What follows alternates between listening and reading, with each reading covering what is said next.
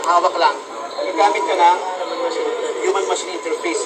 Itong mga botones na yan, mga kung ano-ano dyan, mga input at output, nandito na. All you have to do is to press, di ba, on, off, pabilisin mo, nandito na lahat. Ang tawag ito ay human-machine interface. At ang brand ay Delta, no, sa Taiwan, kasi meron naman Siemens from Germany. No? So ano to? Makikita mo pag gumagana, running, no? Power button, pag i-on mo. 1, 0. Yung 0 ay off. Okay? So, ito ay... Zero pa yun, kala ko. Kala ko, light zero. Oo nga, ayaw na naman. Voltmeter. Oh, voltmeter.